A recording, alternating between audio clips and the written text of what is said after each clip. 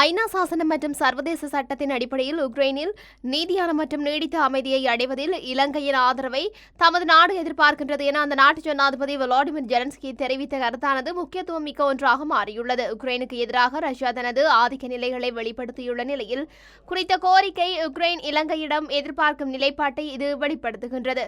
வர்த்தகம், கல்வி, உணவு பாதுகாப்பு மற்றும் மருத்துவ மறுவாழ்வு ஆகிய துறைகளில் இருதரப்பு ஒத்துழைப்பை வளர்ப்பதில் உக்ரைன் ஆர்வமாக இருக்கின்றது என்பது உக்ரைனின் கருத்துக்களிலிருந்து வெளிப்படுத்திய ஒன்று.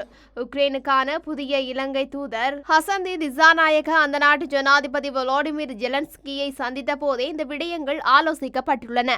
உக்ரைனுக்கான இலங்கை மற்றும் குவாத்தமாலாவின் புதிதாக தேர்ந்தெடுக்கப்பட்ட தூதர்களுக்கு நற்சான்றிதழ்களை வழங்கும் நிகழ்வின் போது இந்த சந்திப்பு நடந்ததாக வெளிநாட்டு தகவல்கள் தெரிவிக்கின்றன. தனது நாடு அமெரிக்க பிரதிநிதிகளுடன் முக்கியத்துவம் மிக்க கலந்துரையாடல்களில் ஈடுபட்டு வருகின்றது. விரைவில் அமைதியை அடைய பாடுபடுகின்றோம். மேலும் பேச்சுவார்த்தை செயல்முறைக்கு தேவையான அடித்தளத்தை அமைப்பதற்கு உக்ரைன் பல நடவடிக்கைகளை முன்மொழிந்துள்ளது. இந்த நிலைப்பாட்டிற்கு மற்ற நாடுகளிடமிருந்து ஆதரவு கிடைக்கும் என நம்பப்படுகின்றது. உக்ரைனின் இறையாண்மை மற்றும் பிராந்திய ஒருமைப்பாட்டை ஆதரிப்பதில் நிலையான நிலைப்பாட்டிற்காக குவாத்தமாலா மற்றும் அதன் ஜனாதிபதி பெர்னாண்டோ அரேவலோ ஆகியோருக்கு நன்றிகளை தெரிவித்துக் கொள்கின்றேன். உக்ரைன் நட்பு ரீதியான இருதரப்பு உறவுகளை வளர்ப்பதை எதிர்நோக்குகின்றது.